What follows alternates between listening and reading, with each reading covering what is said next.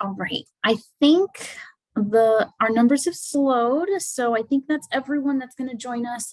If someone joins during our presentation, that's fine. They'll have a chance to discuss everything in our breakout groups and stuff like that. So I want to be conscious of everyone's time, and we can get started and dive right into the virtual workshop number 4 for the Mattapoisett Master Plan. Before we get started, I want to just go over what is our, ending reality. It seems like things are going back to normal a little bit. During the presentation, if you could remain muted, just make sure that our recording is nice and clear for anyone who wasn't able to make it. If you have any questions or comments, please feel free to raise your hand or use the chat window to enter any comments there.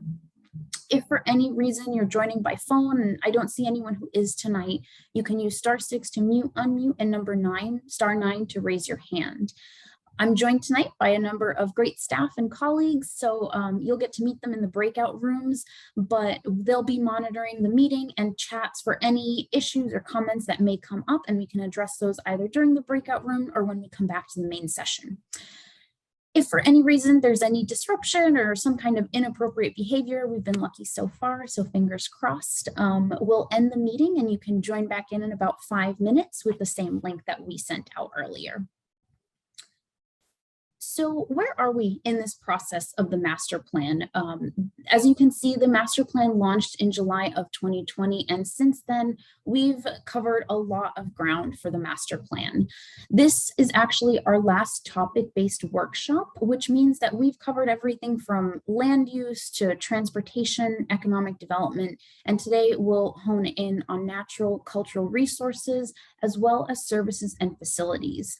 This last workshop will reveal the kind of major goals and big vision ideas that you guys have for these particular areas. That's not to say that you can't touch on other areas or other topics that we've previously discussed, because at the end of the day, these all relate in some way, shape, or form. And I do want to flag to everyone's attention that there is one more workshop, what we kind of like to call our open house, to reveal the master plan and give you guys a chance to interact with the goals and strategies that we create based on the feedback that we hear from you guys.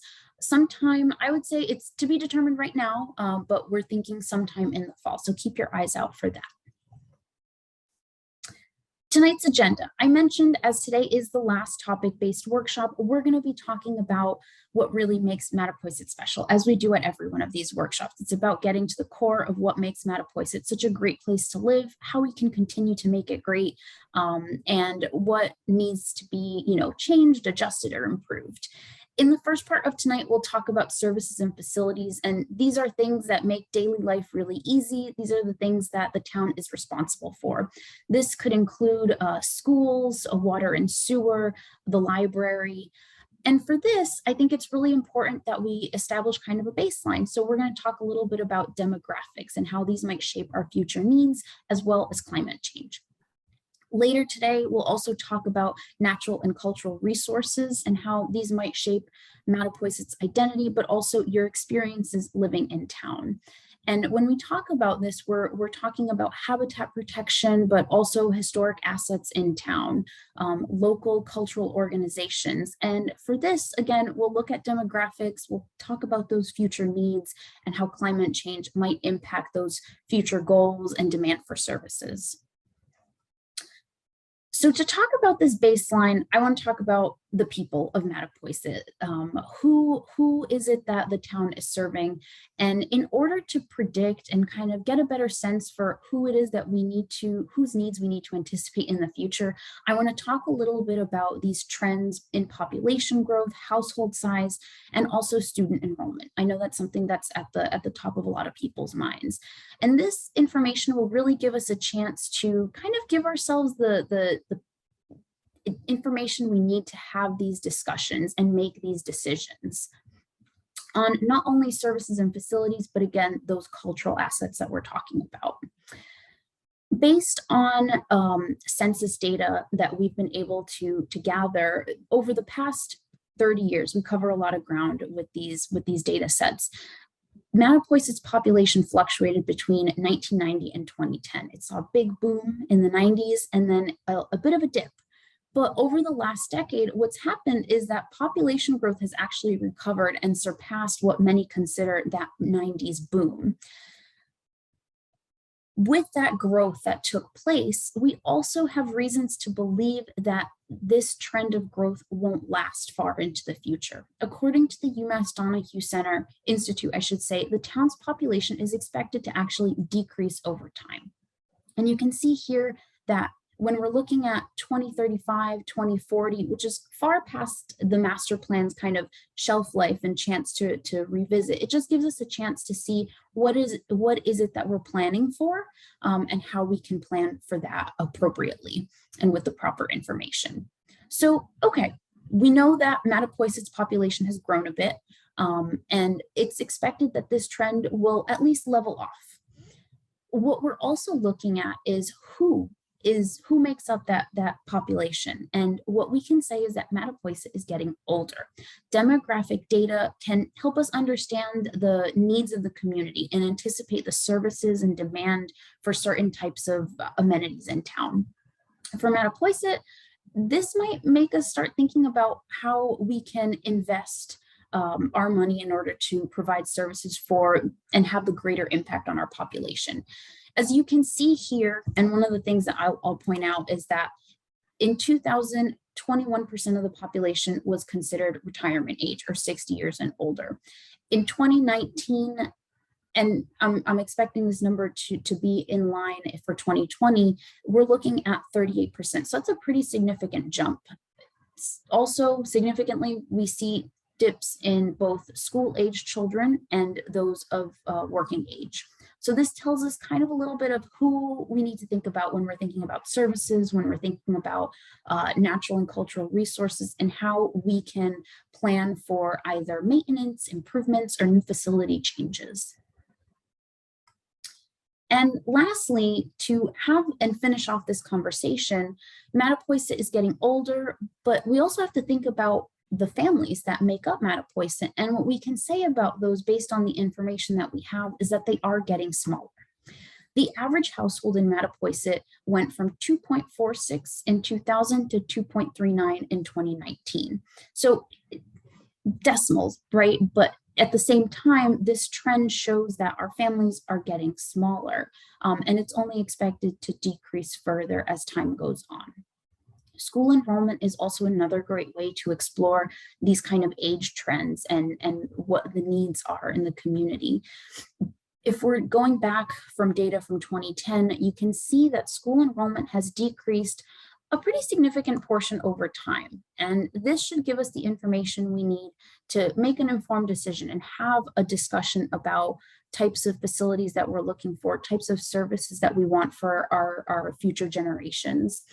And I guess the question I want to leave you guys with is, how might this data impact Mattapoisett's future services and cultural enrichment? So we can get into this a little bit more in the breakout groups and talk about this a little further. But without further ado, I will hand it off to Philip.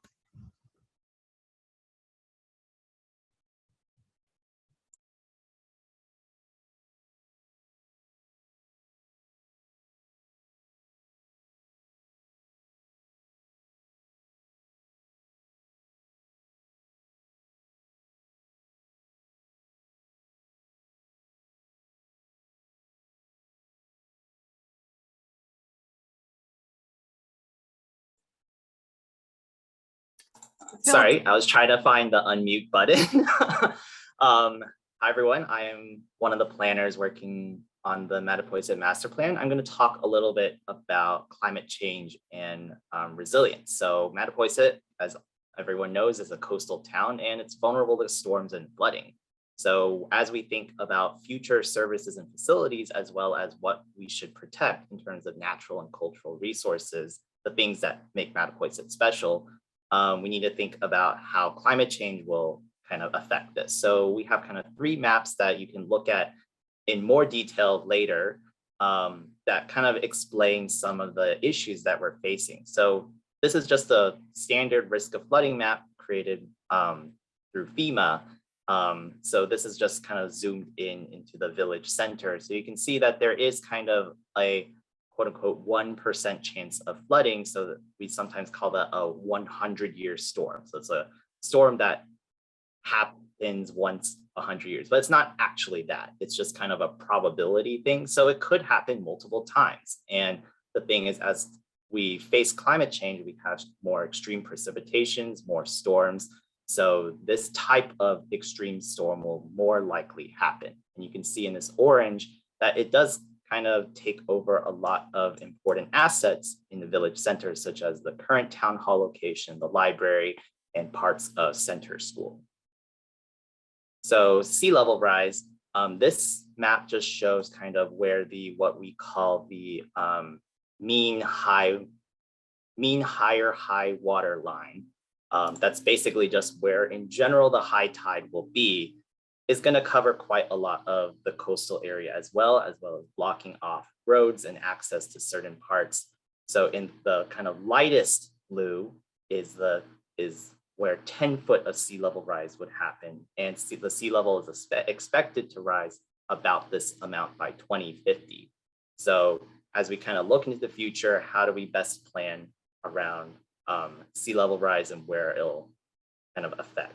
Lastly, what we also need to think about are storm surges. So storm surges are when hurricanes and nor'easters have a lot of wind and push waves up into Mattapoisett. And as you can see that even with a Category 3 storm, the waves would push water up the Mattapoisett River and even kind of more inland than you would expect. So kind of these different layers of data really help us better understand kind of what we're facing. And especially during a storm, it's really important to think about what critical assets do we want to protect to preserve emergency services and to make sure folks in Mattapoisett are safe.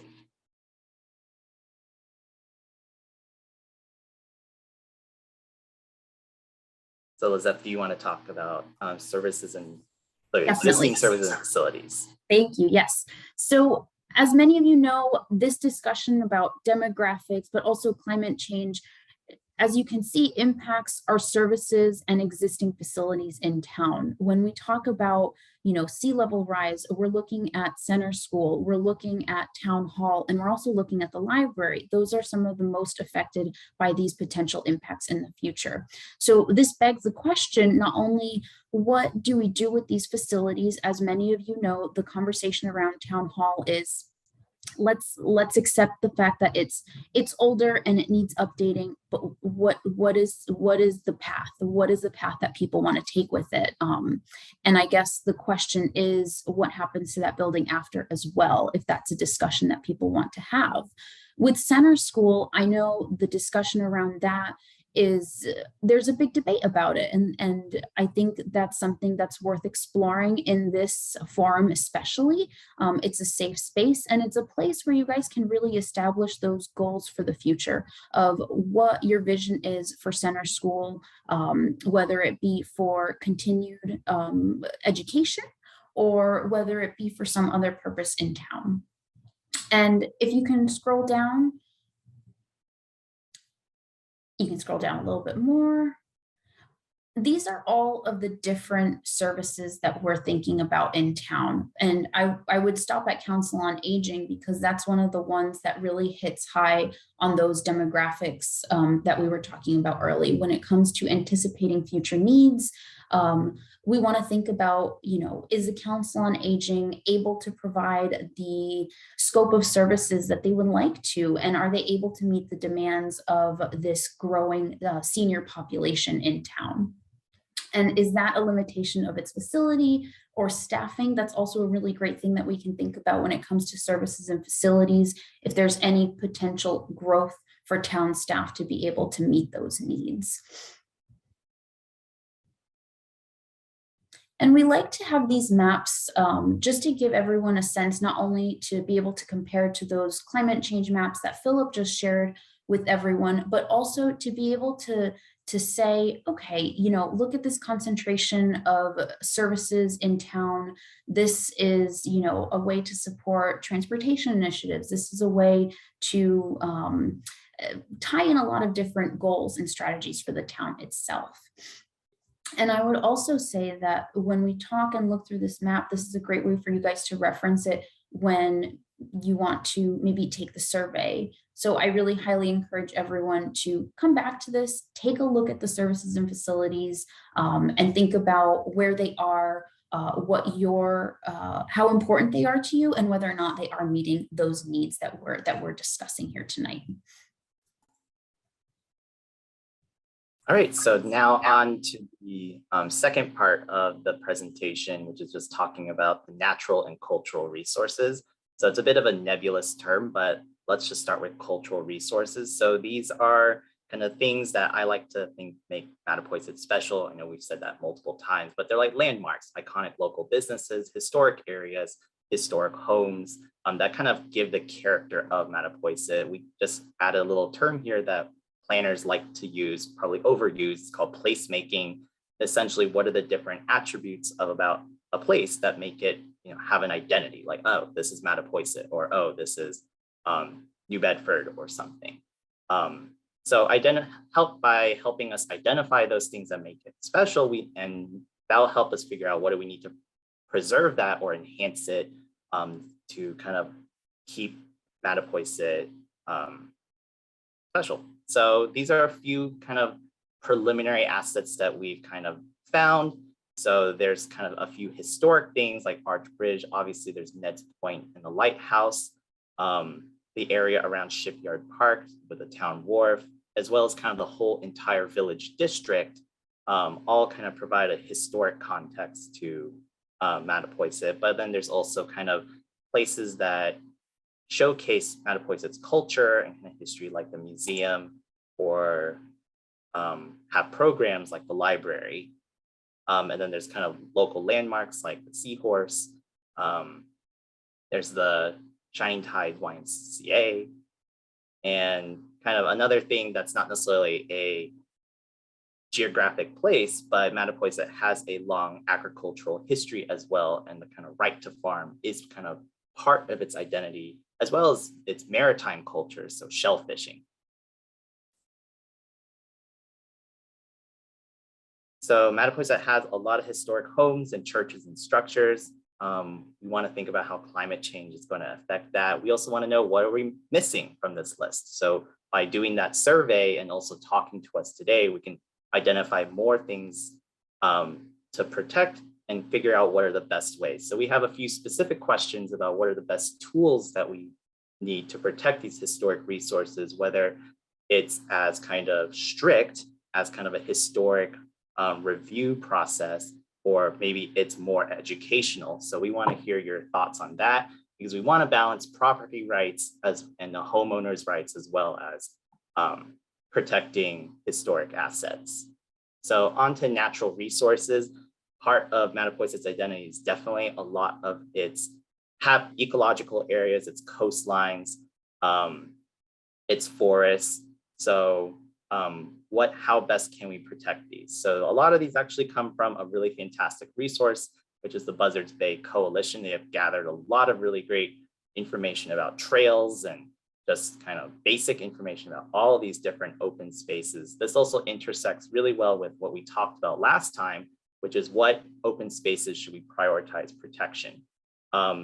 So a little bit of background on kind of the status of most of these spaces is who protects it, who manages it, who owns it. For Mattapoisett, it's kind of a coalition of different actors. So there's the Mattapoisett Land Trust, there's the town of Mattapoisett, there's Buzzards Bay Coalition, and then there are state organizations like basically I forgot, oh gosh, sorry about that, DCR, but also kind of the Game and Wildlife Division, which kind of owns and manages the Haskell Swamp Wildlife Area. But there are lots of other open spaces in Mattapoisett that are potentially owned by private landowners, or there's farmland that are still owned by private individuals. And the question is, what should we focus on preserving? What should we be okay with letting to go to development or other uses? But most of these are all have some degree of protection.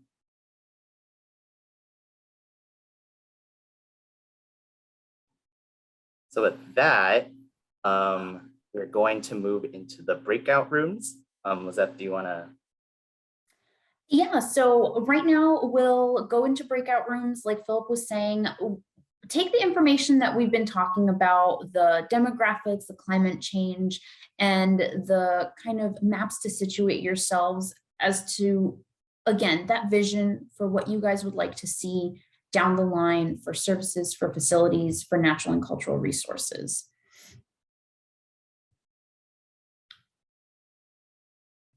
So Kevin, if you could send us off into our breakout rooms.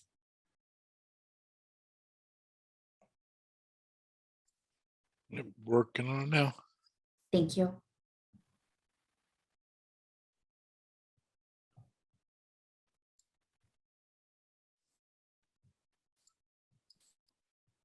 Philip Taylor and Robert didn't get assigned. It's okay. And I think you, as the host, you may have to join manually. Okay.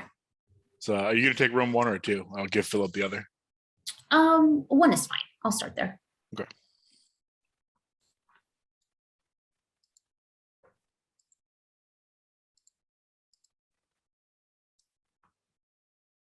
So you've got to move yourself, I think, to that breakout room. Because I guess you're the super host. I don't have the ability to do that. Next time you're going to be super host. It's all good. All right. Thank you.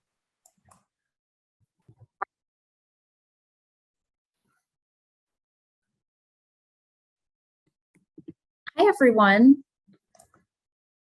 Thanks for joining us tonight. I think before we get started, we wanted to take some time just to go around and introduce ourselves. I know a lot of familiar faces are here, but I do see some new names and some new people.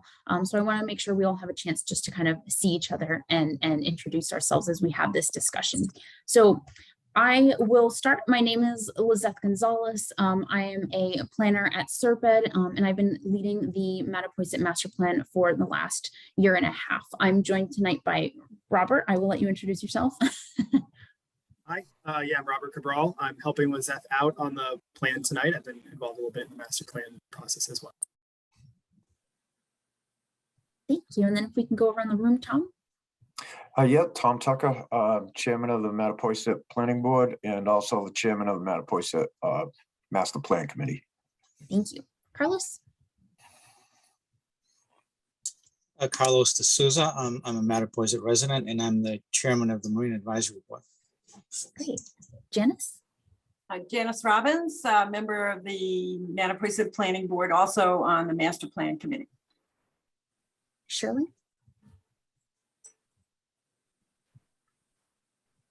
You're muted. There, I was trying.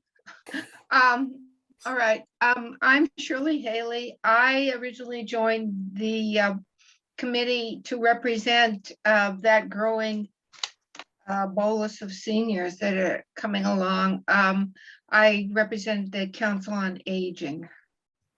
Great, thank you. Stephen? Hello.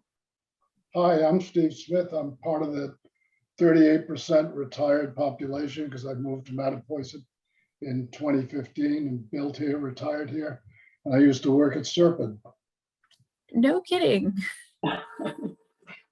32 years. Well, great to meet you. Steve? Hey everybody, I'm Steve Kirk, interested resident, young family, kids in elementary schools, and I happen to work at the Nature Conservancy as my day job. Nice. Mike? I'm Mike Edwards. I'm not a Mattapoisett resident. I'm actually with the Collins Center, who is doing a somewhat related study around their school facilities. So Lizette was gracious enough to invite us to join, and I'm really here just to observe and listen. Great, thank you. And Mike, I don't want to butcher your last name. A lot of Mikes here. Mike Huguenin. I'm a resident, retired guy, and president of the Mattapoisett Land Trust. Great, fantastic. I think we're going to have a great conversation tonight. Thank you all for joining us. Robert, I'm going to let you pull up the wiki map so that way we can kind of track our comments and really put kind of our comments and attach them to a place if we can. This breakout group session with me, at least, is going to focus on those services and facilities. So I guess I want to open it up to you guys. We talked a lot about those demographics and thinking about this changing population that we have in town. I'll put it out generally and then we can hone in on specific questions if we need to go deeper. How do you think services and facilities will have to change in the next decade given these kinds of trends in our population?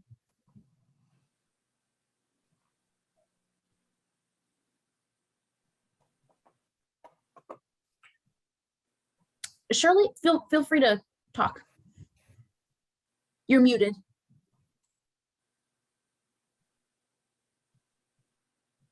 I couldn't find myself to unmute. I worry about the I don't know, intellectual conflict we have between the knowledge that the town is aging, and this has been supported in several reports over the years. This is not new news. And the fact that we want to have good schools for the kids and still welcome young families to town. And that's a big attraction of this town, is that we have an incredible school system. So we have to balance the needs of the demographic, the growing number of seniors we have with this I would say almost it's a higher priority for a lot of people to have the good schools and the atmosphere in the village for the kids. And I'm not sure how we're going to deal with that, the conflict. So are you looking at more trying to find a way as to why this trend is going in the direction that it is and how we can change it?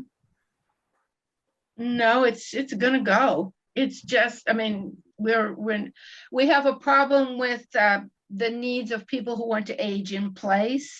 Mm-hmm. People who find themselves in a house with a growing tax burden. They own the house, but the tax burden is going to push them out. And then where do they go? They can't stay in the town that they've lived in and loved and raised their children in. So there's that perpetual need for affordable housing for seniors that we have to deal with. For sure. And I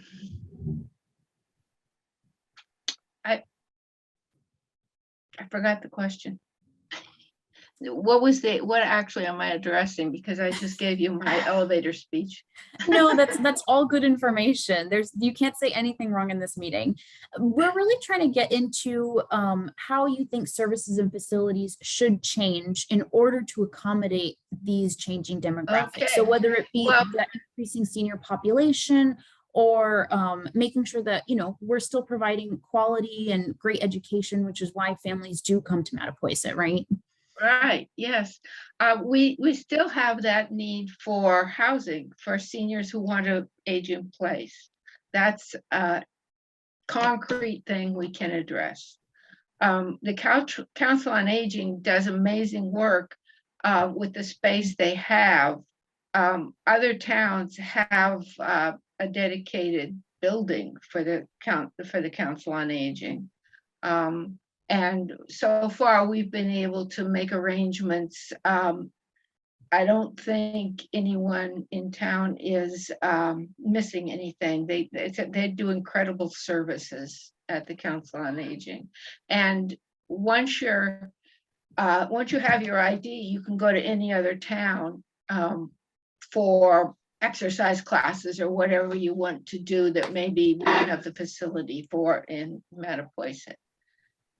So I don't think that the physical space that the Council on Aging occupies is a problem, really, for them. That's a big enough problem to be a priority here. Okay. Does anyone else have any opinions on the senior center and maybe could talk about its size, capacity?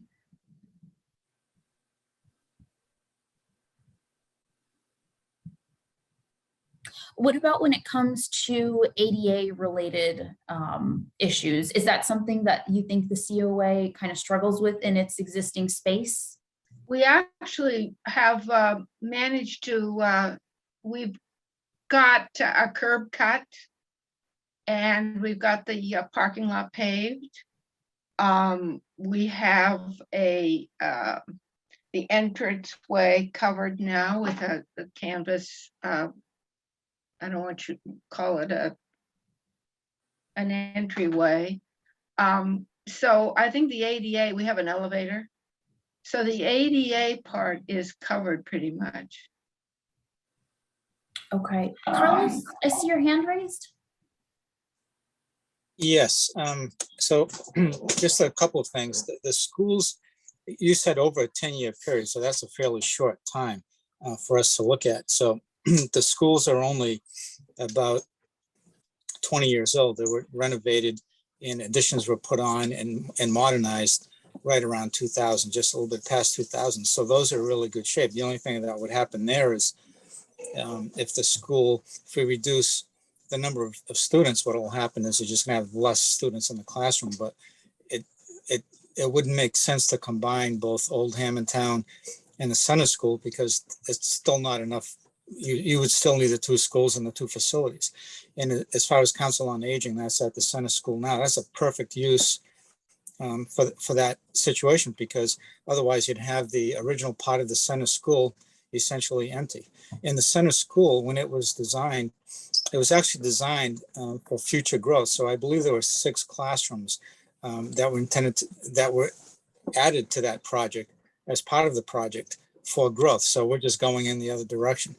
The only thing that I see is really the town hall. I believe the town hall itself needs to be updated. I think within the next 10 years, they probably in the next 5 years, they really should look at a new location for the town hall that's sustainable, and preferably by where the other town facilities are, such as the police station and the fire station, the new fire station.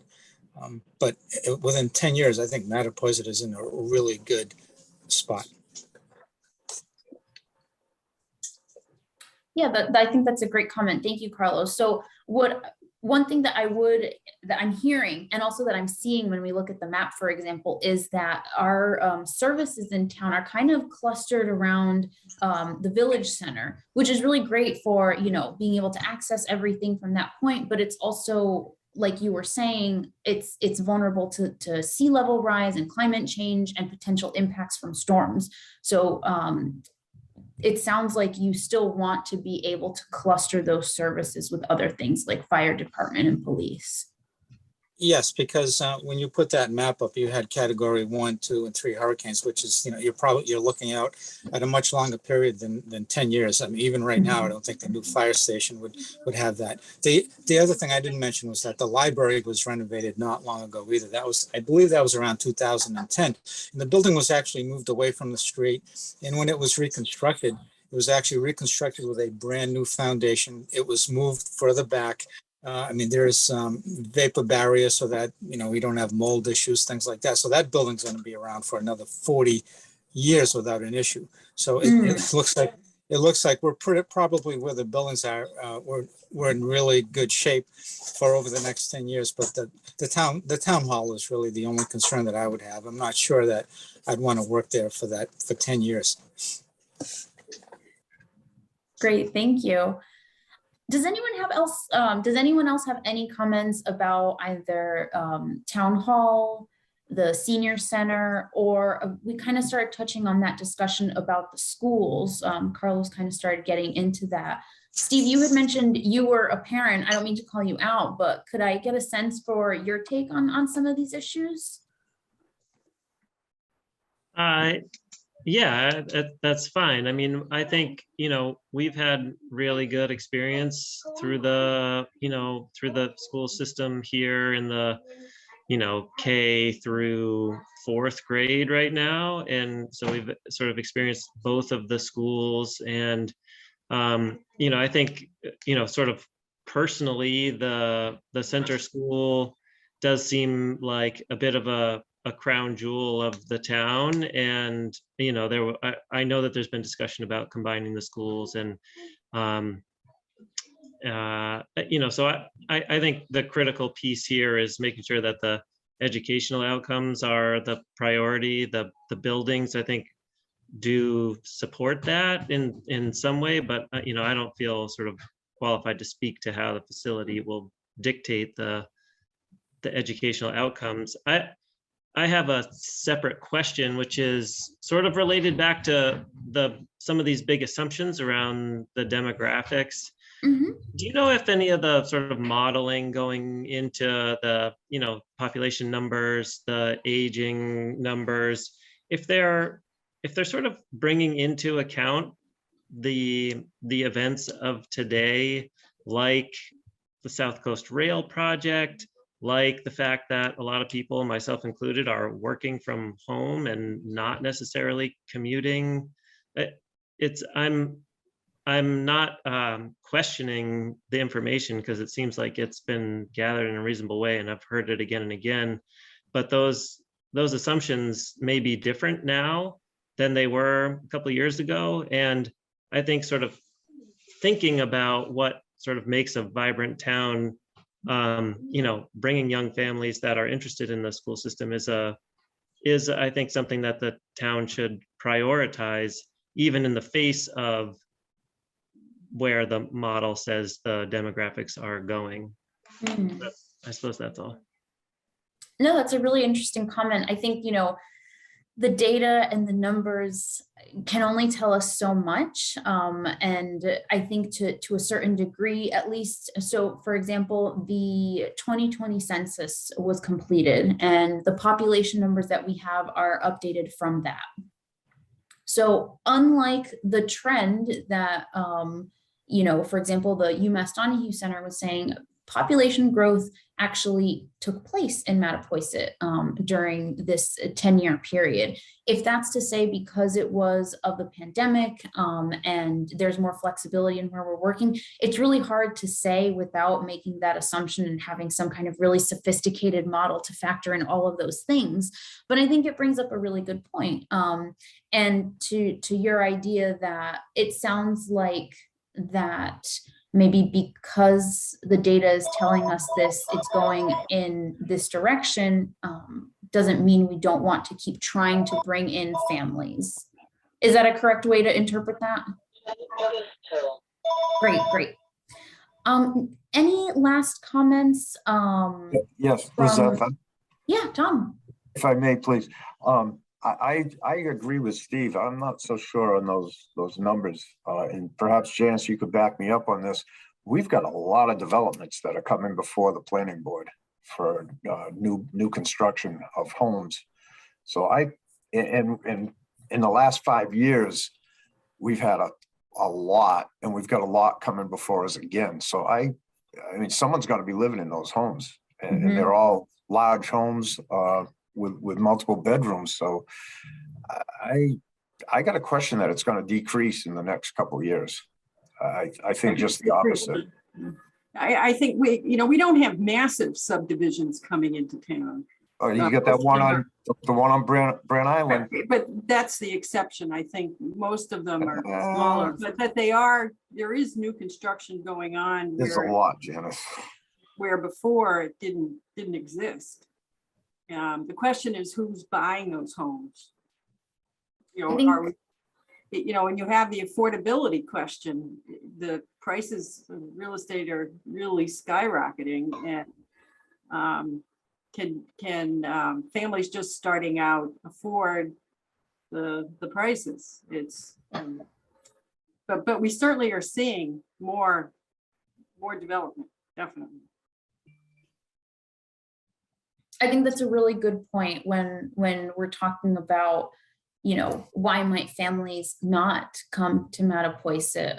I think affordability is a really key issue there that we need to talk about. I know, Shirley, you mentioned it. Janice, you talked about it just now.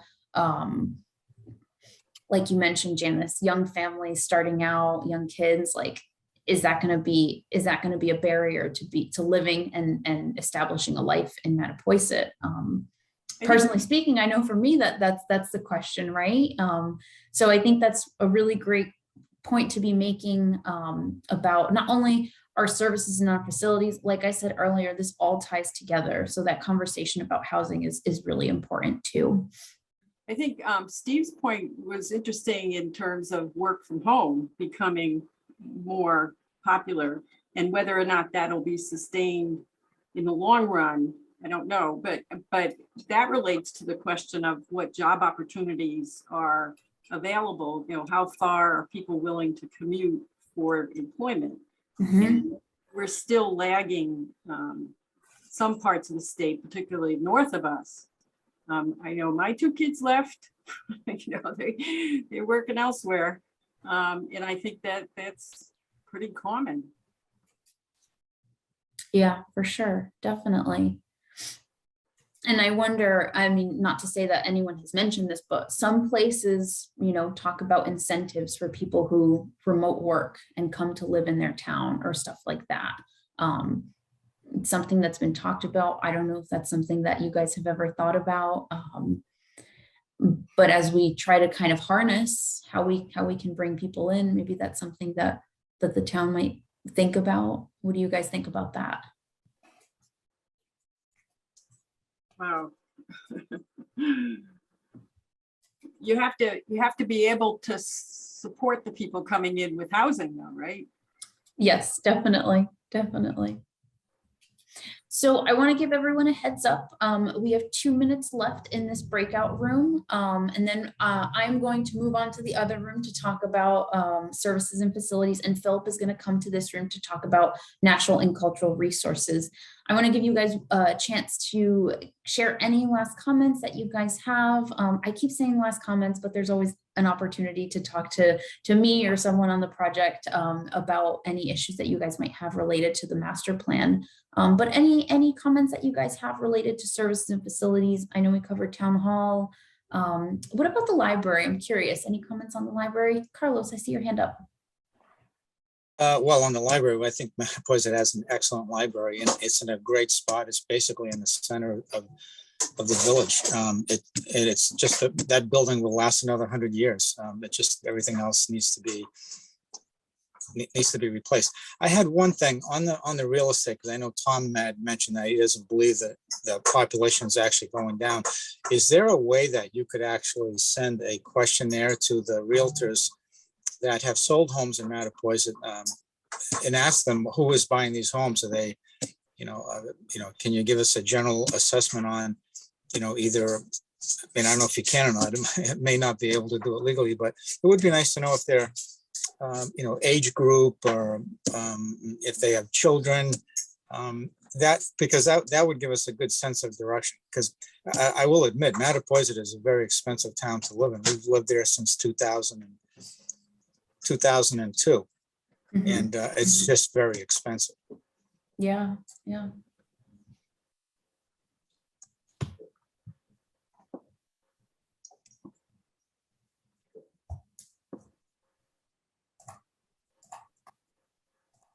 No, I think these are great comments. Thank you again for sharing your thoughts on all these different topics. Like I mentioned, they all relate to one another. At the end of the day, we're just trying to kind of organize our thoughts and establish this vision that we have in town. I encourage you all to take the survey for the services and facilities chapter of the master plan. And if you have any comments or questions, please feel free to reach out to me or Philip, Robert, or Taylor. We are all available for any questions or comments that you guys might have.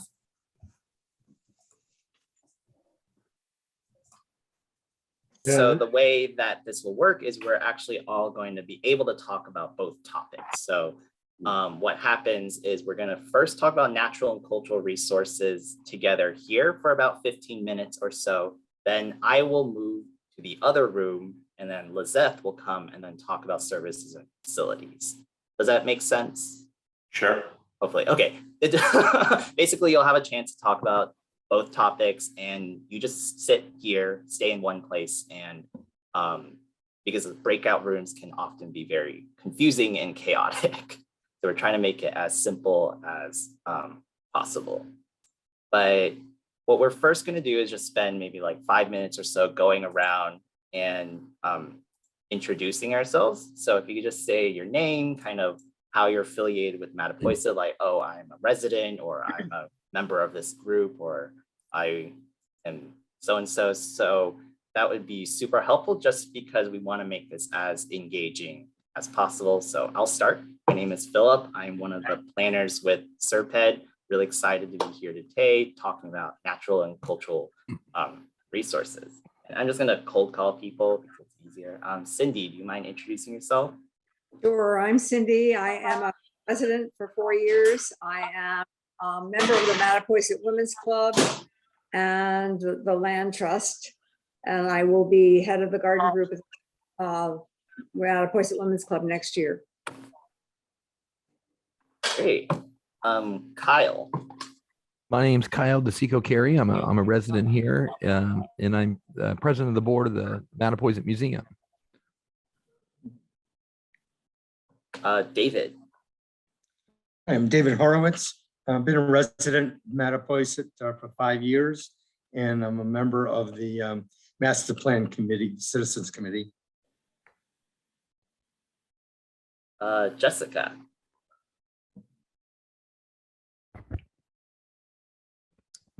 Okay, my name's Jessica. I'm Kyle's wife. I'm also involved with the Mattapoisett Museum.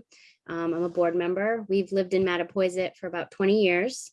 We have 2 kids, age 17 and age 8. I left out the most important part of us. Oh, the kids. Crystal.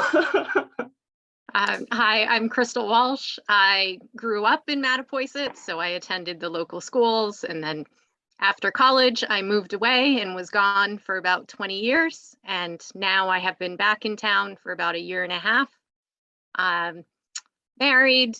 My 2 kids are 14 and 11 years old, and I work 2 part-time jobs. I work for the Massachusetts Bicycle Coalition, and I also work for the South Coast YMCA. Cool. Karen? Oh, Karen, you're muted.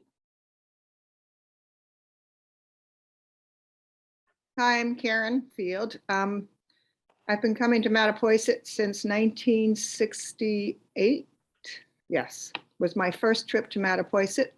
And I've been living here permanently since 1995. A lot of family history here in Mattapoisett on my husband's side. And I just find it a very safe and nice community where people are friendly and you can go about doing what you have to do. It's just a welcoming area. We have what we call a slight farm with chickens and goats and dog. And we are near the marsh so that we can go quahogging and oystering if we need to for food source. We lived internationally for quite a few years, and that's why we were not here permanently. And it was from the Far East to Europe. Very interesting. Yes. Thank you. Cool. So then obviously we have the 2 Nathans, but Paul, was it Paul, right? I'm sorry. Yes. I get it. I'm muted. Let me see if I'm. Yes, you're unmuted. Okay, yeah, I'm Paul Crisco, and I'm a member of the Master 10-year Planning Committee. My family, my wife's family has been in Mattapoisett since, I guess, the late teens, early 20s. We have owned a home here for about 20 years, and we've lived full-time here for about the last 4. And I was just recently elected as the chairman of the reformed Republican Town Committee at Mattapoisett. So looking forward to working on that soon too. It's Paul Crisco, the CRISCUOLL. Okay, Paul's fine. Paul sees me. Sorry. Well, being Crisco and living in Mattapoisett refers to a lot of times spelling, Philip. So Paul C is usually what I go by. All right. Hey, and then lastly, I think Nathan. All right, I am Nathan Ketchel. I grew up in Mattapoisett, so I went through the school system. I have a 4-year-old currently at center school. I'm sorry, a 7-year-old at center school, and then a 4-year-old who will be going into the system in the next year and a half. I am on the Mattapoisett Master Plan Committee, as well as on the planning board in town. Great, awesome. So we just have a kind of few basic questions. Hillary, do you have that document? You need me to share it? Can you see my screen right now? I can see a Google map. Oh, wrong screen. No wonder you're like telling me how to spell your name. I'm like, how do I spell it? Let me swap that. There we go. That's much better. Awesome. Oh, that's perfect. I would scroll down.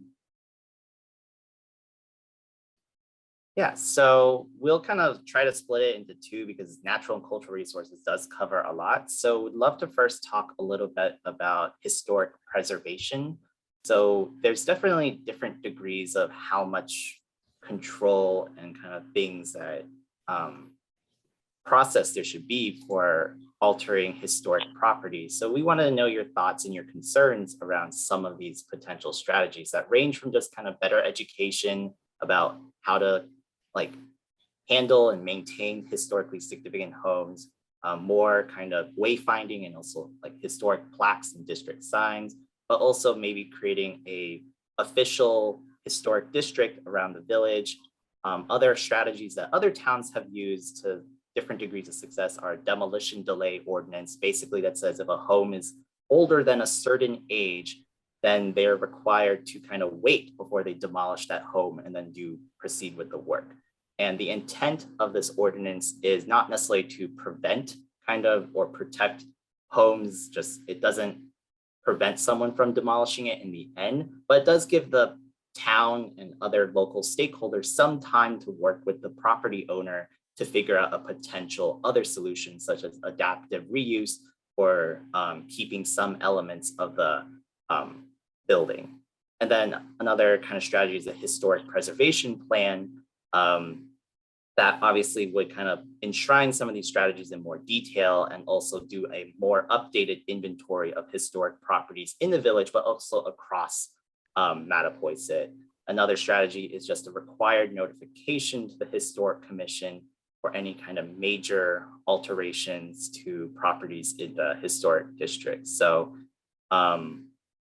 I guess I might go through all the questions and then we can kind of just have an open conversation, whatever someone's really passionate about talking about. We also want to know just kind of like what are other cultural resources that we might have not talked about that you think are really important, or are there any certain events you would like to see in Mattapoisett that would kind of help strengthen its identity? So that covers the cultural resources kind of topics that we would love to consider. But if you have other ideas, definitely we are open to listening. So I'm just going to shut up and let whoever wants to talk.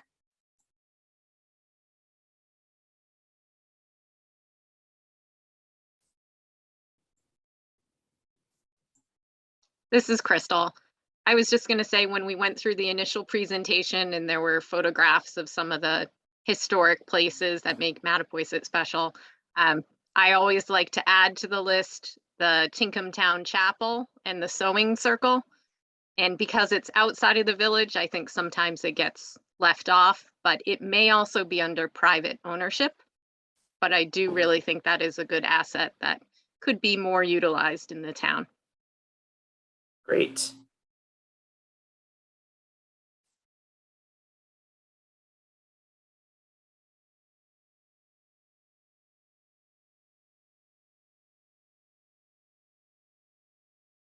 I have a question, and that is, what ordinances are in place right now for historic preservation and the houses What do they have to follow? I don't know. It is my understanding that there isn't necessarily anything really set. There is a, I believe there is a, I need to review this. I'm sorry that I don't have this all 100% down, but I believe there is a historic commission, but they really don't necessarily have any teeth. And it's kind of a little bit ad hoc about figuring out like, oh, this is happening and trying to come up with a solution to kind of respond to something that's happening. The Village Historic District doesn't exist in a way that has any enforcement. No. Okay, got it. Thank you. Good point. Yeah, the homes, there is no historical like home district. That's always been somewhat prevented. They say by real estate interest in town. I don't really have any background on that. And the historical committee spoke to us, and I think their funding is like, I want to say $3,000 to $5,000 a year. So they really don't have any money to have any bite. So I don't know. I think everybody would probably like to see it, though there was some dissension when this conversation did come up previously about an historical preservation and historical district. I guess there are a lot of implications to real estate value, but I think it needs to be addressed. What could you add to that, Philip, in terms of what's involved in a village historic district? Sure. What are the advantages and drawbacks? Sure. Once a historic district is kind of established, it would usually be accompanied by like a historic preservation plan. And I think it's up to each town to figure out kind of how to best organize it. But the strictest historic districts will require that kind of any alteration require a kind of stamp or some kind of extra review process by the historic commission. But we've heard that this is not something people are necessarily interested in. But there are kind of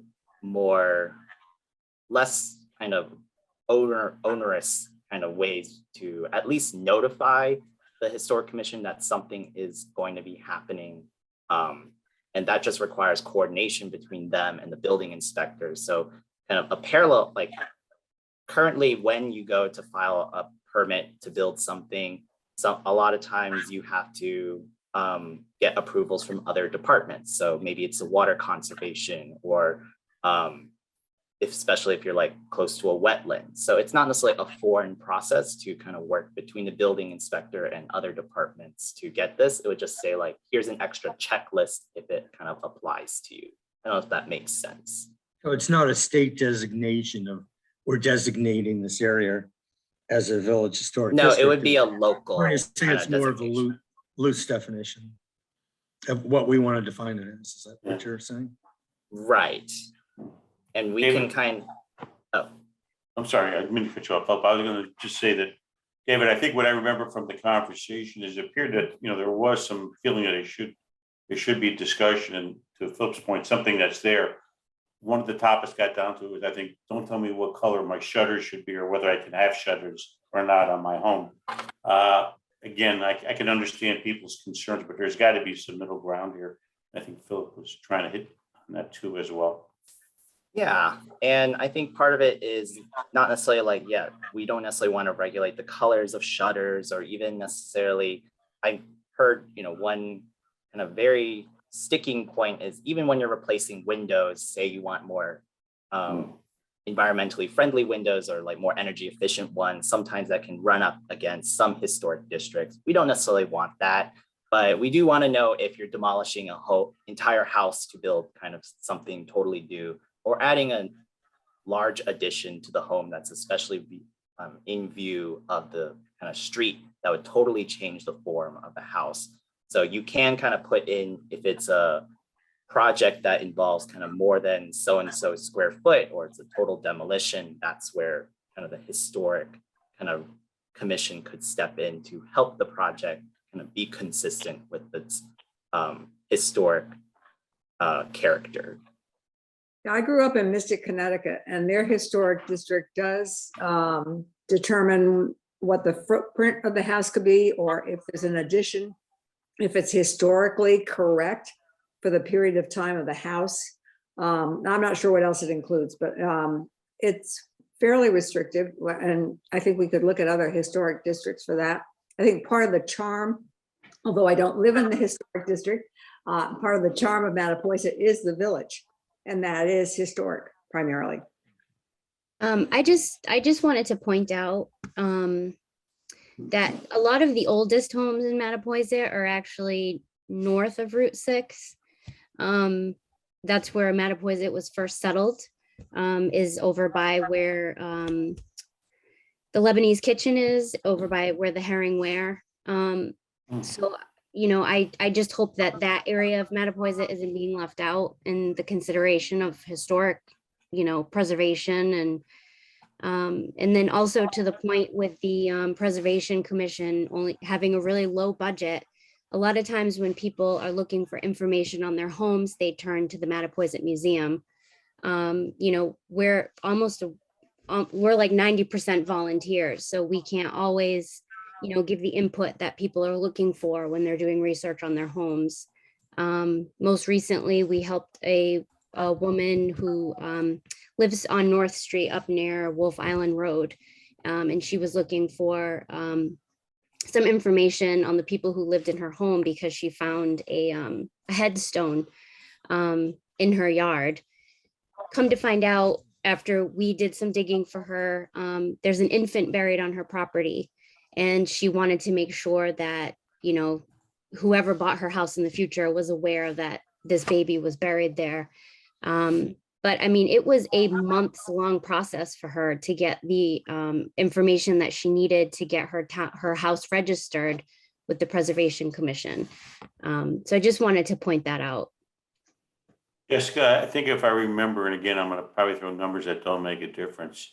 The person that was in charge of the historical committee, I think, spoke about a survey that they were trying to conduct, but I think the cost of it in totality was approaching about $100,000 to basically landmark, preserve it, get the history, put it on a computer. And I may have misstated the number, but it was much more sizable than the budget they had. And they were hoping that in the upcoming, you know, town budget meeting, somebody would put that in and there'd be some voting on that, hopefully positively. So I imagine those two things tie into what you're saying. Yeah. That you know, you're going to have some kind of database, and there's got to be some way of putting that together. Mhm. I don't know what the cost should be, but I imagine it's not inexpensive. Yeah, there are quite a few properties kind of inventory by the Mass Historic Commission. We have a map actually of some of those as part of the presentation. And it would be great to kind of take a look at that and be like, oh, this is a house that's like missing. Obviously, this master plan process isn't intended to replace that really important historic inventory that Paul, I think you just mentioned. So, but it is a kind of start to identify, yeah, there are gaps in kind of what we know that we need to protect. So that's a really good point. Yeah, okay. I'm sorry, just to go back to, like, you know, talk about the middle ground with historic districts. It's also important to know that, you know, if you know, a structure isn't always usable in its historic state, or it's, you know, so there's got to be a certain amount of leeway for somebody to, you know, to make it livable or usable, rather than always preserve exactly how it was or how we think it was. You know, for example, you know, you might need to knock a wall out or install, you know, a new HVAC system, you know, or something like that. Yeah, definitely. And also kind of ADA access. There's a lot, obviously, that's a consideration. Other issues are solar panels and other things. We want to make sure that historic properties are evolving with kind of the needs of its residents in the town. But that is a really good point too, about how can we balance that? Yeah, and also about historic sites are, you know, there's a lot of Mattapoisett has a history of having enslaved people living here, but also formerly enslaved people living here. And I know there are houses there's at least one in the village on Mechanic Street where after the Civil War, a man and a wife who had been formerly enslaved had moved there. But also going further back at around 1800, there was a man who was enslaved that came up from New Jersey and lived in, his name was Solomon, and locally where his house was is known as Solomon's Cellar. I don't know if it's still there. I actually think the land is on the Bay Club site now, but identifying sites like that in acknowledging them and in maybe preserving them and at the museum we have like deeds going back to colonial times, and sometimes it will refer to the property boundaries, talking about where enslaved people live, so which were often in the woods or on the outskirts of town. So I think there's more research that needs to go into that, but there are we do have some more historically significant places that we're just not really aware of yet. Yeah, I think what's really great about your what you just said was like, it's not just the physical structures that are important, but also the stories and making sure those are preserved, kind of both written down, but also kind of part of the kind of collective memory. Right. Yeah.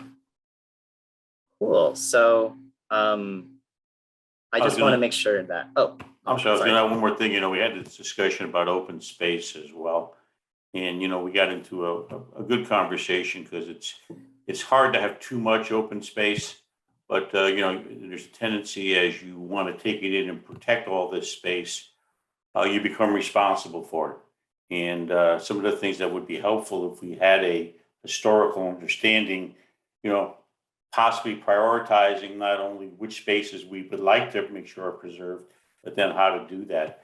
And so right now, not that what we're doing is haphazard, I don't mean to imply that, but I think, like all of us, we're just trying to hold on to space, and some of it may prove in the future to be untenable for us to support or hold, based on the fact that, you have to have certain requirements as a town or as a group to hold open space.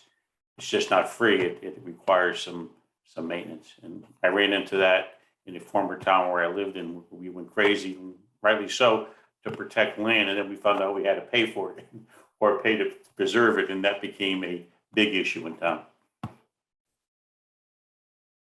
So I hope I'm clear on what I'm saying, but I'm all for it. I just think we need probably a comprehensive plan to do it, or at least a good plan to do it.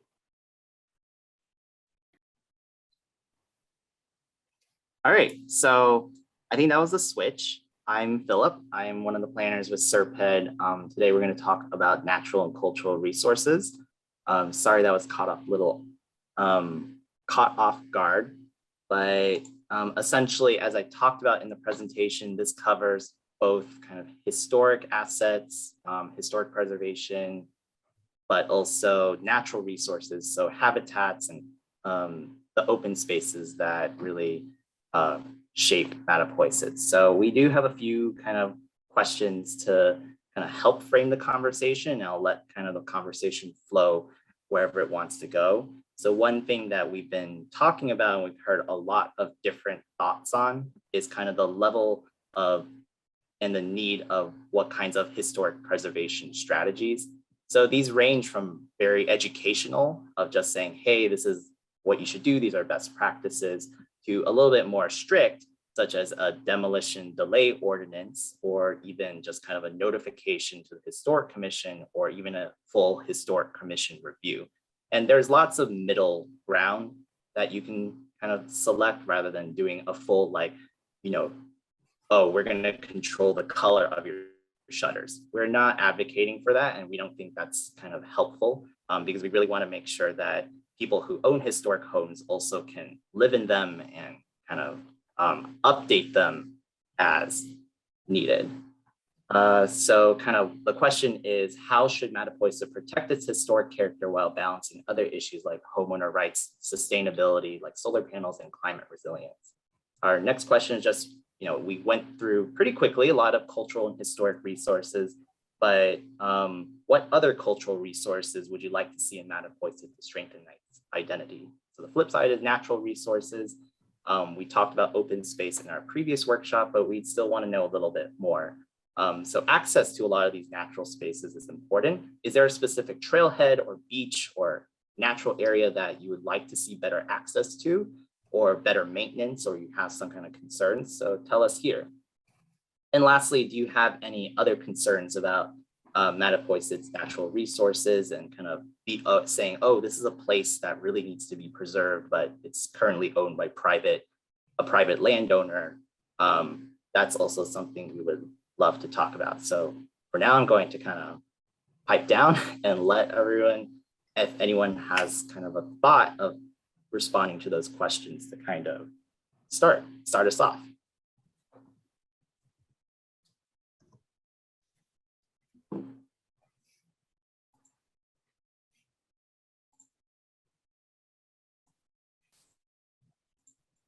Philip, one reaction, this is Mike Huguenin. So looking at this base map here, the areas you've got mapped in green really do not agree very well with the, for example, the Mattapoisett Land Trust maps of all the conserved lands in town.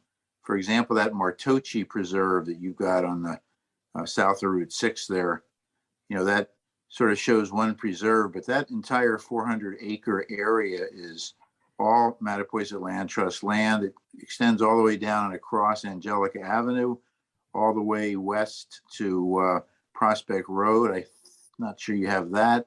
All the way east to Bowman Road and Old Slough Road. So I submitted some maps to the Master Planning Committee after the last workshop, which I think was last winter or spring. And yeah, these aren't very accurate maps of the open space in Mattapoisett. There's lots of maps out there. So I'd encourage you guys to update the maps and get our existing trailheads and parking and trails on the maps. That would be a better reference for everybody to look at and think about, what's important, what's not, where we want to add, where we don't need to add. There's a lot more conservation land, not just by Land Trust, Buzzards Bay Coalition, a very large property they own, the bogs, well known to lots of people in Mattapoisett. It's out on Acushnet Road. I don't even see it on the map. I see a green pine tree out there, but in terms of the area of the trails, it's not there. So anyway. Okay, sorry. I wanted to clarify a little bit about this particular map. This is a wiki map. So the base map is actually probably from either Google Maps or OpenStreetMap. So we don't have control over this particular map, but I probably will agree that we are missing some critical open spaces in our kind of official maps. So I would love to kind of coordinate later. I don't think I ever, I'll coordinate with Lizette because she usually is the one that meets regularly with the Master Plan Committee. And I would love to see the kind of maps that you provide, just because they do come from very different sources, as I mentioned, like Buzzards Bay, Mattapoisett Land Trust, the town itself, and creating a master map would be awesome. So that would be great. Yeah, I think the map that's on our website is better than this one. Yeah, this is just a way to gather feedback. So it's kind of a very basic Google map. Yeah, this isn't kind of our that, official map. I'm sorry, just to add to what Philip's saying, we'll take feedback on this map and we'll include it in other maps that are part of the comprehensive plan that we produce. So this is really just a way for us to gather your thoughts, and this map will kind of go away and be turned into other things.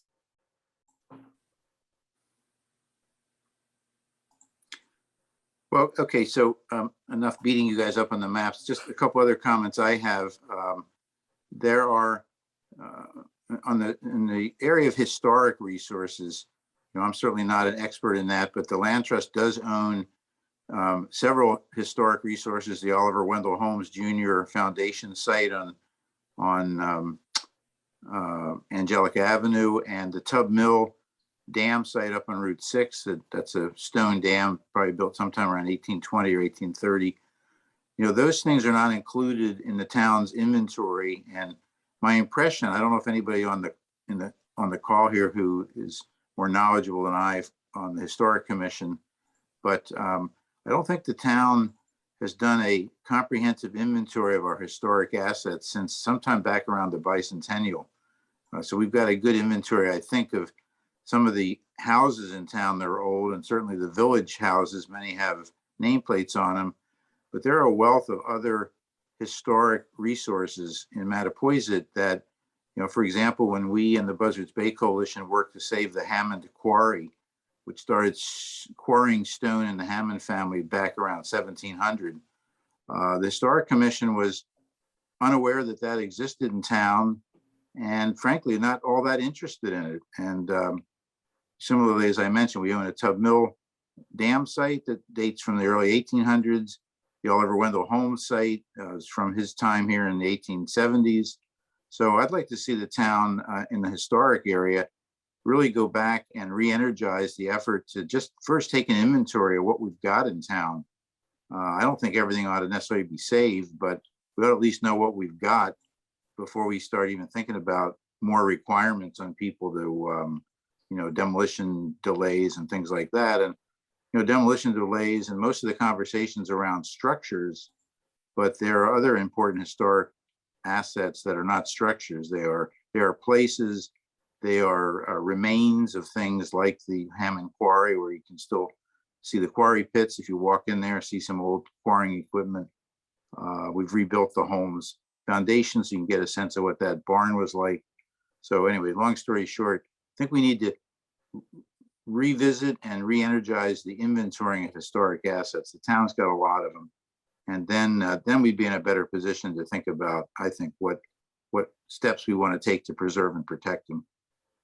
Definitely. I think a update or just a historic preservation plan and updated inventory is definitely one of our main recommendations around this area. I know it's frustrating to say, yes, we need to do a plan creates another plan, but this just requires a lot of detailed work and research that kind of is out of the scope of the master plan. But definitely agree that it's not just the buildings, it is also the sites and the stories that they represent.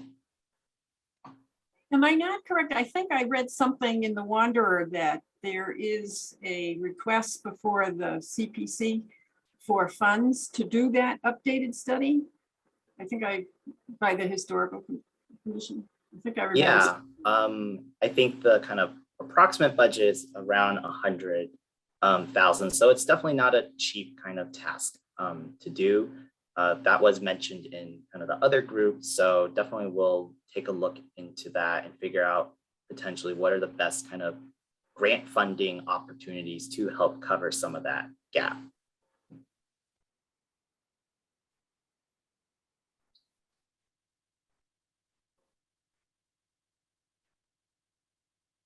Any other comments about kind of how best to approach both natural and kind of historic and cultural preservation, or just ways to improve some of the access? Or it's like, if you have a wish list, definitely this is a place to talk about that.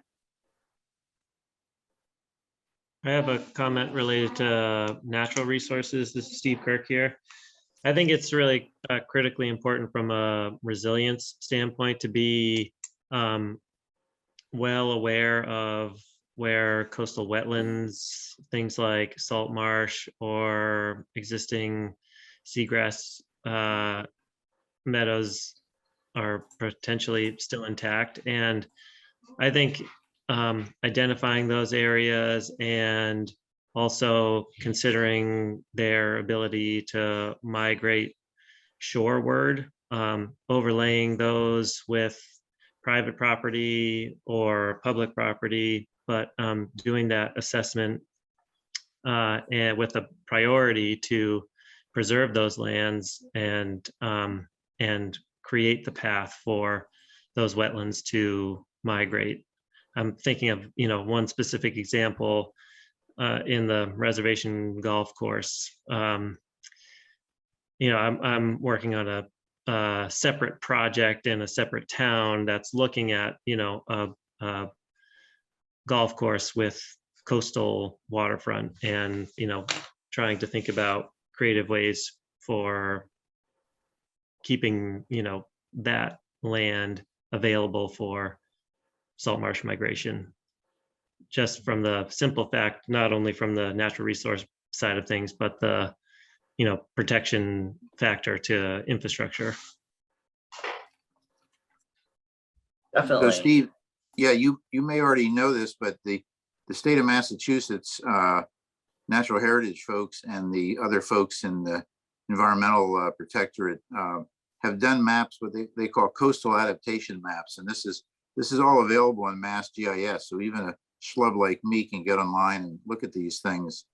But they've mapped from Mattapoisett the areas that they feel are important to protect, both to protect them from sea level rise and for coastal adaptation, which is exactly what you're talking about. It's the migration of marshes and coastal dune into the upland as sea level rises and as the storm intensity increases. So those maps are available. They've been available for about 3 or 4 years now, and it's something that both the Land Trust and the Buzzards Bay Coalition, we actually try to carefully plan our attempted acquisitions, and that's been a real focus for us. So at least those two nonprofit groups are looking at this actively, and we're doing just what you suggested. We identify privately held parcels. We go out and talk to the folks who own them. We try to figure out if there's an interest in conservation or selling to a conservation organization. We try to raise money to do that. The town has certainly been a good partner for us so far, but I haven't seen the town really doing any planning or workshopping on this topic on their own. And that's certainly something that I can speak a little bit for the coalition too, since I'm on the board there. We'd welcome more involvement from the planning board or the board of selectmen, other town officials, and just town residents in where we're targeting potential conservation land acquisition. For us, it's got to be environmentally important, either for habitat or for sea level rise mitigation, and it's got to offer some good public recreation benefits. And if the property has those meets those criteria, then we try to acquire it. Not everybody wants to sell their land, so we'll never get it all, but that's certainly the area of focus rather than more upland areas in town right now. Yeah, thanks, Mike. I'm well aware of those maps and the activity of your organization and the coalition. I think the nugget to pull from your comment, at least for me, is to try and get the town involvement. If this is a master plan, that then dedicating resources, people, otherwise town resources to put a little wood to that fire. Yeah, agreed.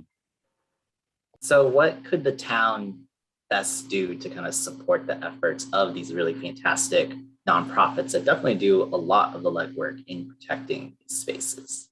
And how can we kind of enshrine that in the master plan? Your ideas for that? Well, I haven't thought about this much, but things like, maybe every 2 or 3 years, we ought to have a joint workshop for a couple hours with the planning board and the board of selectmen, maybe the conservation commission also, although those guys are primarily reactive and just, they've got a Wetland Protection Act to enforce. That's what they do. They don't really have much other power than that.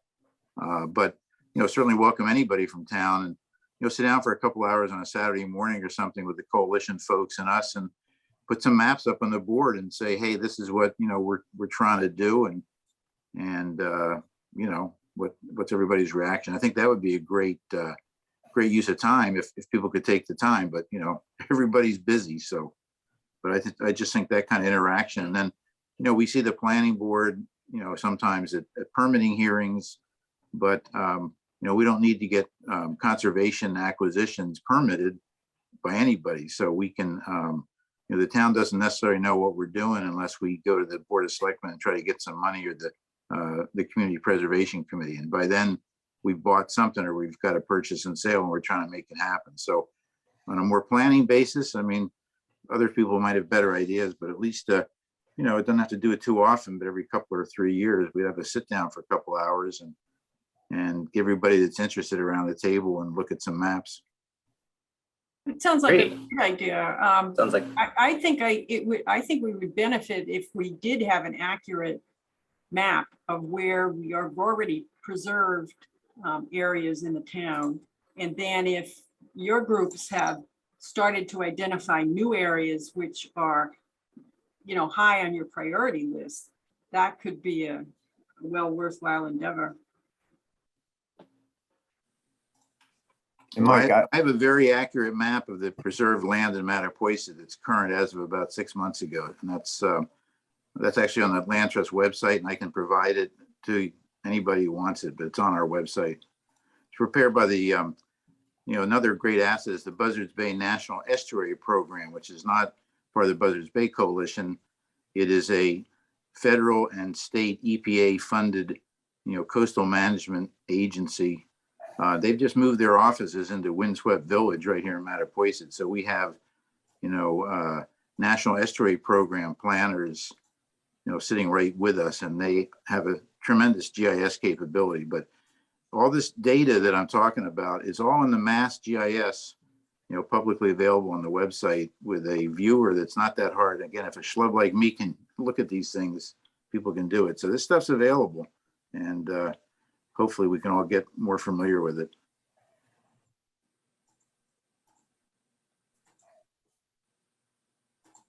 Does the Land Trust have, I know you mentioned trailheads too, and I actually had difficulty just finding like points of the trailheads unless you go directly into like a PDF map of each one. Do you know if you guys have kind of a master map of all of those?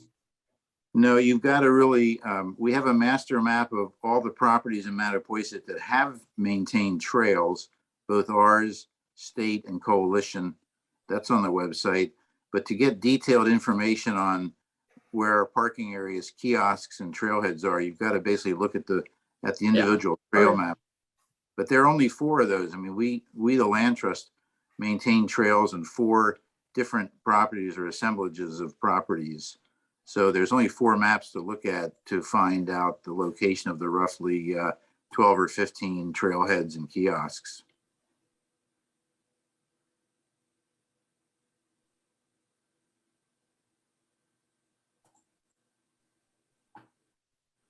I don't know how much time we have left, but definitely if anyone wants to continue elaborating on that or has any other thoughts on natural and cultural resources. One thing that we didn't necessarily talk about was just kind of events and things like that. If there's kind of a event you would like to see that Mattapoisett do to kind of improve kind of the activity of the town, definitely let us know, or some kind of programming, like cultural programming, like performances or performance space. Actually, I had one, not to beat a dead horse, but this is regarding your map. You show you show bicycles all along Fairhaven Road, which is Route 6. So that's that's not a place where most people ride their bikes. Yes. But what should be shown is there's actually a Mattapoisett trail rail that goes from that Mattapoisett neck all the way to Fairhaven, joins their bike path. And there's actually another project that's almost complete that goes from Mattapoisett Neck Road to Depot Street. And it's all for walking and bicycling. And that really should be shown on this, as a resource. Yeah, so I apologize kind of about this map. I would love to just kind of quickly bring up lots of the other maps that we have. We definitely really highlight the rail trail and kind of talk about its progress. So those little bikes are just symbols that represent comments that people have put on this map about transportation. We just picked a bike, but it could be about driving. It could be about walking. So these are all comments submitted by different residents and participants throughout the entire workshop process. And we're kind of creating this almost as like a little living document to accumulate a lot of these comments. So that's why it can be really confusing, because yes, we know that bikes probably aren't all around Route 6, especially in some of these areas with no sidewalks or really fast traffic. Hi, everyone. I just wanted to note, my name is Lizette. I'm here to talk about services and facilities. We'll kind of touch a little bit on that. I see you guys were having a really great conversation on natural and cultural resources, so that makes me really happy. As I mentioned during our discussion, I want to get a sense for your takeaways, not only from the demographic data that we talked about, but some of the climate change impacts and how that might impact some of our facilities and future services in town. So thinking about the demographics, the trends we talked about, how do you think services and facilities will change or have to change in the next decade? Well, Zeth, could you bring up the numbers again of the school population in elementary and the upper grades? Sure. Because I think the swing was maybe like 100 students, but I just kind of want to refresh myself on the numbers. Okay, so we had 518, we're at 436, so it's like 80, a difference of 80 in elementary. And then like 100 difference, so 200, well, 180 students overall difference. What I got out of the chart was the 436 and how that related to the high school students, because obviously the elementary schools will get to high school later. And if right now we're at 1,087, we're somewhere looking at maybe 1,200 if that projection is possible to do. The 436 relates more to 1,200 high school students someday, if that number is consistent. So I think that's what I got out of that one. And does that include school choice students who come into the town for schooling? I don't know. I believe it does. It just takes stock of total enrollment at the schools. But that's a good point, Paul. So we would basically be looking at like totaling 4 years of an elementary grade to equal the, well, if you want middle and high school, you might go, would you go 6 years? I don't know anything. I bore you folks to death over the last year about my experiences in the town that I lived in for Connecticut, but that's exactly what we didn't do. We didn't look at this chart properly and we just assumed that our high school enrollment would go down. The elementary school was going up and nobody thought about it until basically we didn't have any space. But our high school is not just Mattapoisett, it's 2 other towns. So that's true too. What is that number reflective of? Good point. Middle and high school, huh? Yeah, that's middle and high school. Is that Rochester, us, Marion? That's probably, I would think it's 6 grades totaling 1,087 Mattapoisett students. But I don't know. I didn't pull the data, but. Sorry about that. Yeah. So the number seems makes some low. sense. So I'm looking at the numbers for the junior high school. There's a total enrollment of 410. And if you'd like, I can share the numbers dating back, but that's kind of like what we're looking at. It's around, yeah, anywhere between 410 to 450 each year.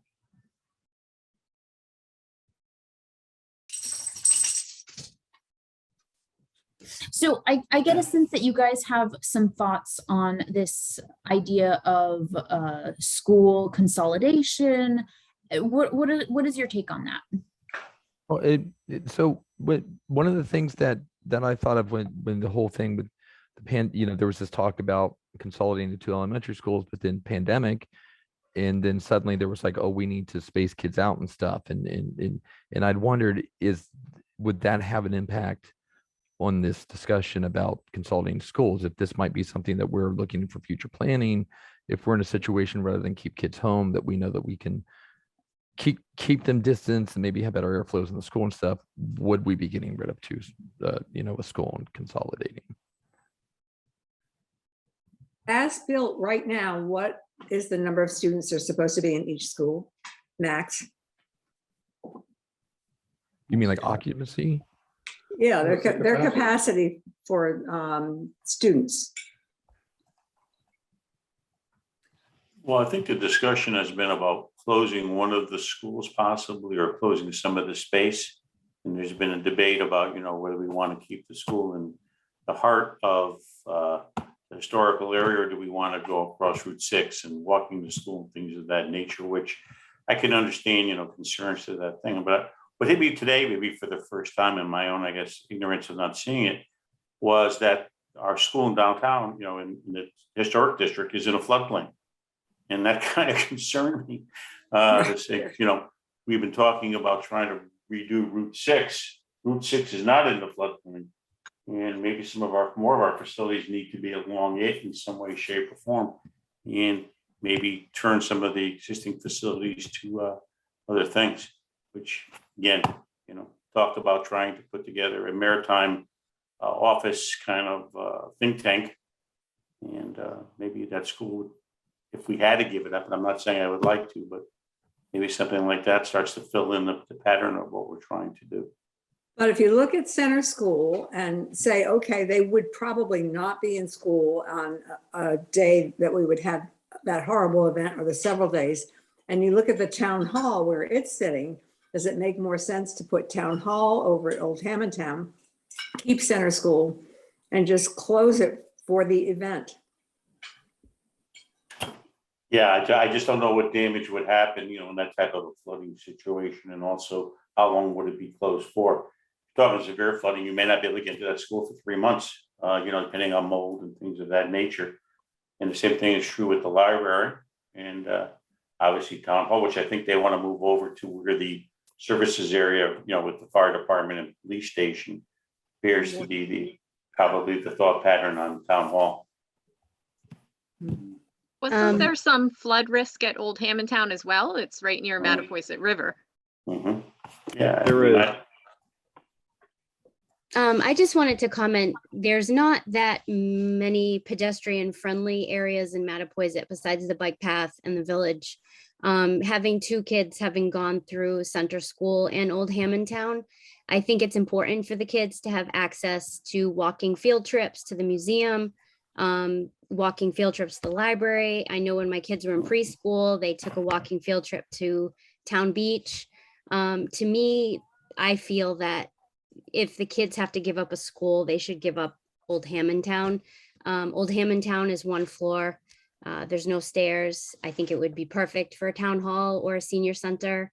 I just think that the experiences that the kids have being able to participate in things in the village outweighs, the one time in 100 years that there could be a detrimental event. So that's Justin, what grades are in center school right now? It's preschool to grade 3. Grade 3, okay. Yeah, and the Council on Aging occupies the old part of the school, and the kids, the younger kids have the addition. Yeah. And then Hammond has 4 through 6. Yeah, 4 through 6. Okay. The other point I want to make, Jessica, was there's 2 issues. One is surges from a storm. The other is what we're having is sea level rise over time, which we had this meeting with FEMA a couple of weeks ago, looking at, by within 50 years, we're talking about sea level rise of 6 or 7 feet. Yeah, there's the chart. So we really, if we're looking to plan for 20 years, we really have to consider not just the 100-year storm, but also the rise of sea level, and which buildings will be able to mitigate the effects and which will be affected. Right, and it almost seems like anything in the village is going to be impacted, whether it's the school, the town hall, and because we certainly don't want town government to shut down, but we don't want kids to be out either. So it's it's almost like a no-win situation when if you have to pick one to go one way or the other.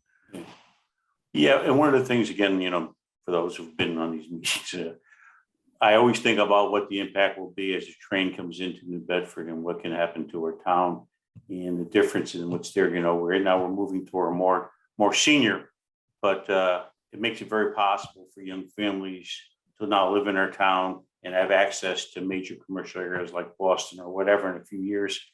And I think what we have to think about is if you take just a turn of, let's say, 65 to 100 homes that right now are senior occupied, and they become families with 2 children, school age, that dramatically impacts the numbers we saw on that chart. And it can change the whole need for facilities.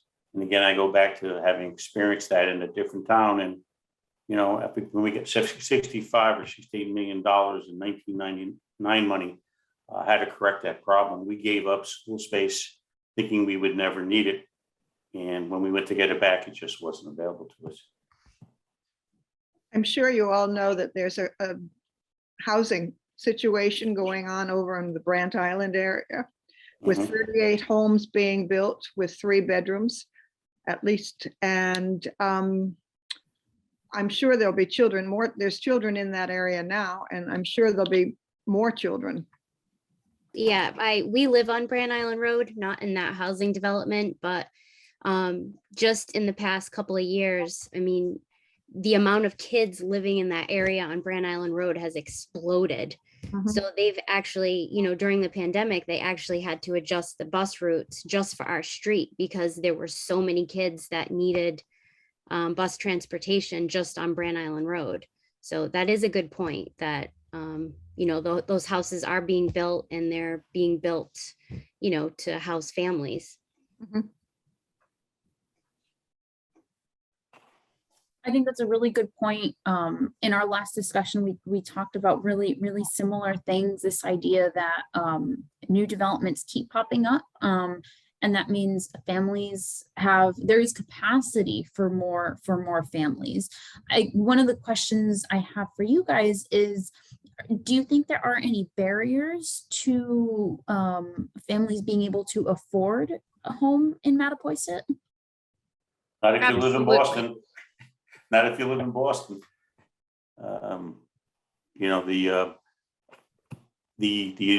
The real estate value and the quality of life is so different. The value would be about the same selling a home. My daughter and son and my grandchildren live in Milton, Mass, in their home, which is worth more than the same size here. So they could cash out tomorrow, get a great school system, and my son-in-law and my daughter both work out of their homes most of the time, and their need to get to Boston is maybe once or twice a week, and that's where the commuting comes in. So I think it changes the whole ballgame. It could. I don't know that the projections that we saw reflect that or not. They may do that, but probably not. And I think that's part of COVID also, that we have to think about the changing movement of people not wanting to be in major metropolitan areas as much. And how could you not want to live in Mattapoisett if you could? I mean, if you can make that work, it'd be hard to pass it up. I think there is an affordability issue. Does anyone know what the average price is of the new homes being built on Brant Island? I think they're in the 600s. That would be completely, out of my budget range. Oh, out of my budget too. Yeah, but if you own a 2,800 square foot home in Milton, you're going to get about $1 million to $1.1 million for your home. But if you think about like myself, I grew up in town. Like if I have friends who've moved away and they've tried to come back and the housing is just very expensive. I'm here because I inherited a home. So that's what happened to the town I spoke about in Western Connecticut. No one could come back to live there, but the town grew by 2,000, and we were inundated by folks coming from New York City who wanted to change their tax structure and also have a better quality of life. And they saw the houses as bargains, and they bid the price of housing up dramatically. It was, so I'm not saying that's all going to happen, but I'm just saying something to think about is that, what we see as a value for people who are living in Boston, this is a fairly inexpensive, especially tax-wise, a fairly inexpensive place to live, or at least competitively expensive. Well, if I did not buy my house back in 2012, I would not live in Mattapoisett at this point. I'm in the same boat. As a reference regarding that development that's down Brant Island Road, I had happened to get an email from Redfin a little while ago, which showed one of the houses, 2,000 square feet, being sold for $655,000, 3-bedroom, 2.5 bath. And I would almost guess that that's probably the median value of homes being sold in town right now. Well, the houses up by the motel, there's those 3 houses. I think they're all 600 too. The ones that sit sideways, condos, perpendicular to the road. And There then, was one house on Crystal Spring Road that was, you know, something that a family might be able to afford, and it went $50,000 over asking price. So the type of people that can afford that, you know, as we think about the balance of incomes and different demographics, we're going to have issues if all of our housing is $600,000 plus. Another thing to So we have other, I'm sorry, projections, population projections coming in. Was there a group working on? Because the projections I saw in the past from last master plan, they looked at regional growth and the proportion that Mattapoisett would have of that regional growth. But it took a lot of factors into account, and it seems like we need some up-to-date population projections from which we can base, you know, what Mattapoisett might experience. I hear what you're saying, especially in light of this kind of like once in a lifetime event with the pandemic, right? There's no telling how this is going to change the makeup of our demographics in the future. The projections that we use for our purposes here, we took them from the UMass Donahue Institute. They're well known for providing these projections, and they've been pretty reliable in the past. So I do trust them. But again, I hear what you guys are saying. This issue of affordability, this changing kind of work-life structure and flexibility that we have, and how this might change our future, not only demographics, but our needs as a community, and how that might change not only our demands for services, but again, schools and how that might look in the future. I do want to let everyone know we have 2 minutes before we're going to all go back into the main room. And just kind of debrief. If there are any last thoughts that you guys have, you guys can share them there, or any major takeaways that you really liked from today's discussion. We'd love to hear that in the big group to share. But I do want to just call out if anyone has any last comments about services and facilities. I know we spent quite a bit of time talking about school enrollment. I think that's really great. And your preferences for where the future of these schools looks like, right? Before we head out, I want to ask, are there any other services in town that you think will experience greater demand? I'm thinking. How about public transport, Lizette? Oh, transportation. Okay. Public transportation. I mean, living out on some of these fingerlings in Mattapoisett, you really need to depend on a car. But with a train coming into New Bedford, perhaps people would rather take a bus to New Bedford and hop on the train and go up to Boston. I mean, so that would bring people from the city out to here, and then they'd be able to get into the city for, you can't even get to TF Green Airport from here without hiring a car. Correct. Or drive. Senior transportation as well. There always seems to be a need for seniors to get transportation to medical appointments. So I think that service will be especially important. Right. And someone did. Go ahead. I'm sorry. If I'm moving the town hall over to Old Hammondtown, I want to move the COA over there too, because it is one level and the COA is part of the town government. Yeah, it's like the parking situation might be better over there too. Right. Like there's more parking.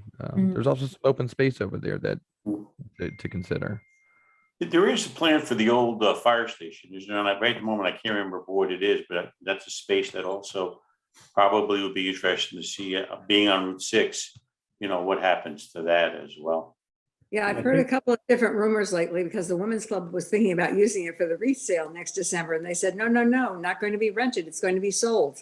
So yeah, right. Not sure. So as part of the fire station funding, I'm pretty sure they incorporated the resale value of that as part of their funding. Okay, thanks, Nate. This is all great. I want to encourage you guys to keep having this conversation.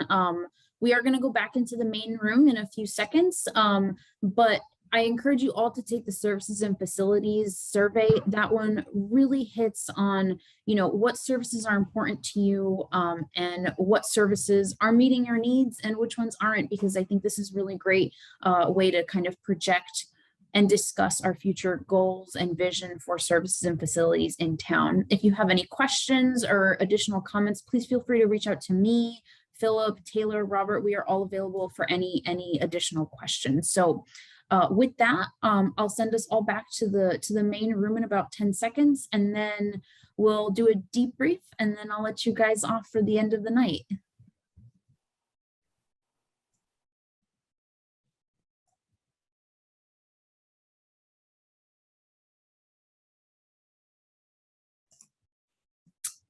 I think we're all back in the room. Thank you so much, everyone, for coming tonight, for having this discussion with us. I know there are a lot of heavy topics that we're talking about, and talking about them at 7 p.m. is always fun. So I really appreciate you guys coming out for this conversation.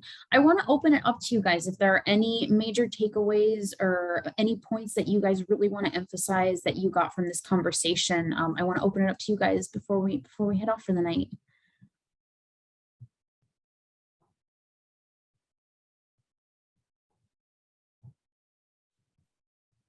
I would say it's a lot to take in and think about. That's my takeaway. That's good. That means we had a good discussion, and you guys are going to have some great responses to the survey. So I look forward to seeing those. Yeah, I would just echo, I thought it was a great conversation in the group I was in, and I think we covered a lot of topics, and there's so many more that we need to tackle on. But a population, you know, maybe a recent more study of the population based on COVID, based on some changes, might be a little bit more helpful in our planning. That's possible. I'm not sure it's available. Yeah, and I think that obviously there's changes coming, and you know, changes is part of life and everything, but it will be costly. I mean, there's money involved here that needs to be considered, unfortunately.